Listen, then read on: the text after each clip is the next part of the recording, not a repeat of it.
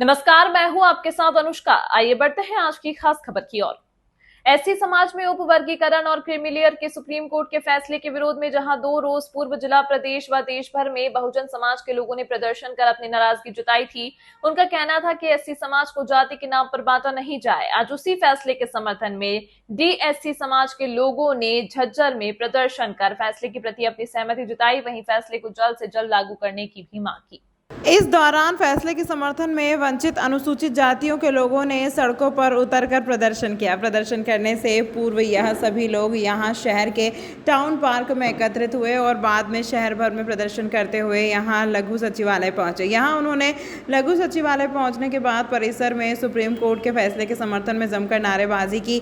काफ़ी देर तक यह लोग यहाँ फैसले के समर्थन में नारेबाजी करते रहे। बाद में इन सभी लोगों ने नायब तहसीलदार और एसडीएम को अपनी मांगों के समर्थन में सीएम के नाम ज्ञापन सौंपा। ज्ञापन में सुप्रीम कोर्ट के फैसले को जल्द से जल्द लागू करने की मांग की गई। इन लोगों ने चेताया कि अब अपने अधिकारों से किसी भी सूरत से वंचित नहीं रहेगा डीएससी समाज। उन्होंने कहा कि हमें इस बात से कोई फर्क नहीं पड़ता कि कौन लोग इसमें राजनीति कर रहे हैं, लेकिन वह इतना ज़रूर कहते हैं कि वह अपना अधिकार लेकर रहेंगे। यह अधिकार उन्हें लंबी लड़ाई लड़कर मिला है और इसे वह किसी भी सूरत में खोना नहीं चाहते। उन्होंने कहा कि वह किसी के अधिकार से अपना अधिकार नहीं छीन रहे हैं, बल्कि अपना हक का हिस्सा ही ले रहे हैं। उन्होंने यह भी चेताया कि यदि उनकी मांग को अनसुना किया गया तो वह फिर इसके लिए लंबी लड़ाई लड़ने को मजबूर होंगे। लोगों ने देखा है, ये विरोध प्रदर्शन नहीं था। एक बात मैं आपको क्लियर कर दूं, ये माननीय उच्च न्यायालय का जो फैसला आया है 1 अगस्त 2024 को, एक केस हमारा लंबित था। माननीय सुप्रीम कोर्ट ने ऑब्जर्व किया और भी समूह ने, जो भी कम्युनिटीज़ हैं, उन्होंने एक ऑब्जर्वेशन की कि अनुसूचित जातियों के अंदर एक बहुत बड़ा वर्ग ऐसा है जो आज भी 1950 से लेकर 2024 तक गरीब है, दलित है, कुचला हुआ है। उन तक आरक्षण का संपूर्ण रूप से कोई लाभ नहीं मिला है।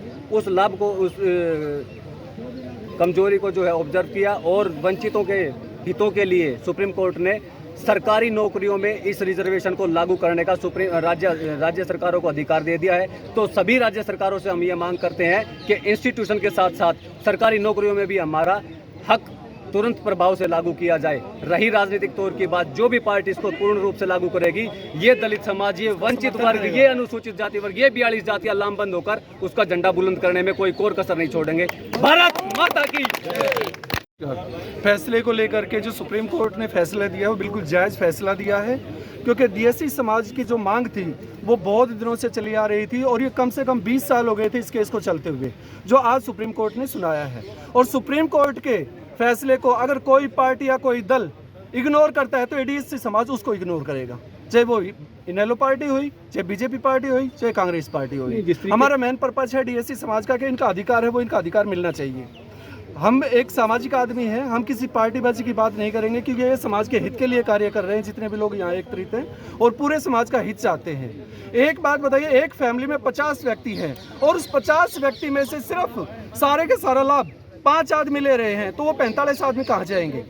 तो अगर इसको कोई इग्नोर करता है या एक साइड में करता है तो पूरे के पूरे हमारा हित का हनन कर रहा है। और चाहे वो पार्टी हुई, दल हुआ, कोई भी हुआ, हम उसको मजा चखा देंगे कि डीएससी समाज में कितनी पावर है, कितनी पावर नहीं है।